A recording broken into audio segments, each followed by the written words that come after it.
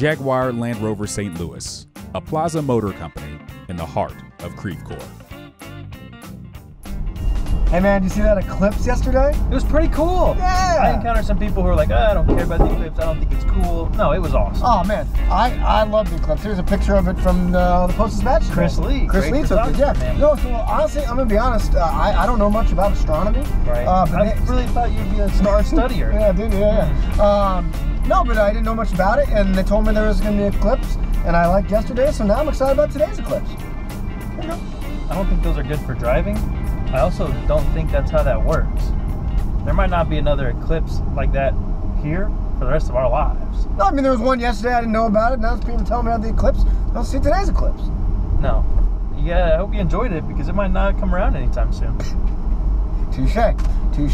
Let's talk a little Cardinals, shall we? Well, you know, there's a tie-in here. Oh? I would think most of us would say that so far this season, the brightest star, like the sun, for the Cardinals has been their starting rotation. Yeah. And now some folks are wondering if the brightest star is starting to go dark. Is it just an eclipse, or could it be a burnt out star for this team? Or is it a mirage? We'll jump into that. That makes no sense. We'll jump into the Cardinals pitching rotation. But first, let me tell you about this awesome car, man. What a Jaguar Land Rover St. Louis, our good friends, are providing us with the Discovery Sport.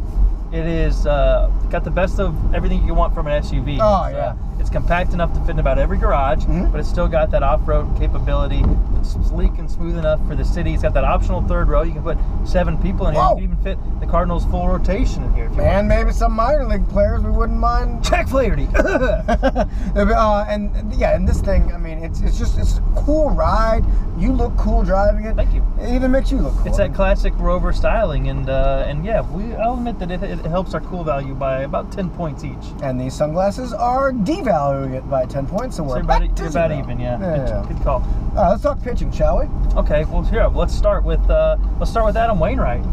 The guy has been well, first of all, he's going to be a Cardinals Hall of Famer. Oh yeah. And he has been a legendary pitcher for the Cardinals, and I think he's by far one of the biggest fan favorites on the team.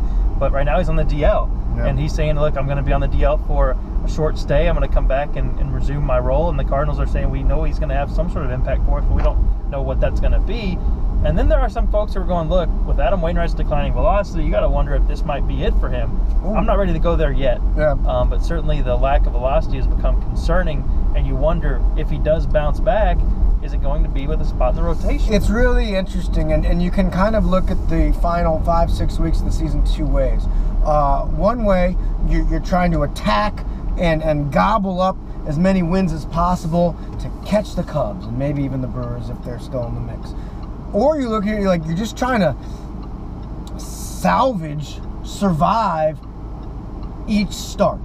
How can we get this one off the calendar and hopefully win? How do we do that? Well, in the short term, they're going to put they're going to put Weaver in for the starts for Wainwright. But does that mean they put him in later on, or do they go back to Waino, who we saw was pitching literally 65-mile-per-hour curveballs and such? Oh, and by the way, he's not the only starter who's having some arm issues. No, he's not. And the Weaver fix for Wainwright, you said, okay, you feel good about that because Weaver was really good his last time out, and you think he's going to be able to be that guy at some point down the road. So maybe a little earlier than expected, but hey, he's here. He looks like he might be ready. But then all of a sudden, you got this issue with Mike Leake, who, man, he's been as bad lately as he was good to start the beginning of the season. That's well said. He is. I mean, this was a guy that wasn't. We were kind of we were joking, but not really talking about him being kind of a fringe candidate for the Cy Young discussion early on in the year. At least an all-star. And since his last 10 starts, things have really gone downhill to the point that they can't even rely on him for 6 innings anymore.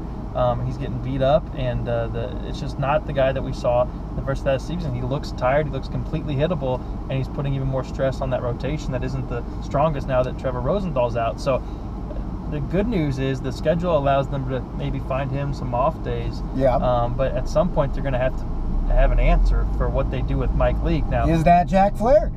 We got to the point with Michael Wacha, the Cardinals did, where they said, look, we're going to keep riding with him, and he turned it around a little bit. He has shown some signs of some stress here lately, too.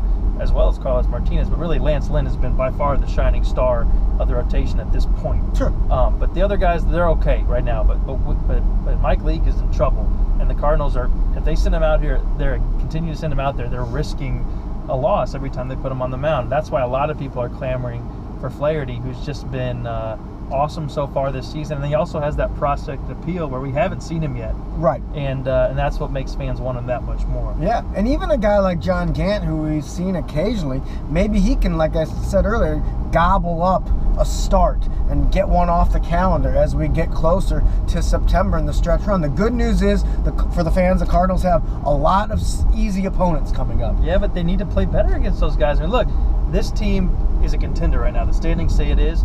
It's also got the worst win percentage of any NL Central team against the NL Central. Yeah. You got to be able to beat the Reds. You got to be able to beat the Pirates, not split a series against the Pirates. Right. And they have to have their pitching, their starting pitching, on point in order to be a winning team. So I got to think there's some moves are coming for the Cardinals. Speaking of on point, check out my shades. You know, I think if I wore those, you would look better.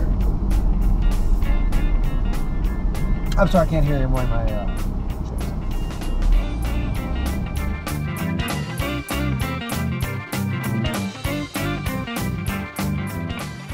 Two Bins is brought to you by Jaguar Land Rover St. Louis, a Plaza Motor Company.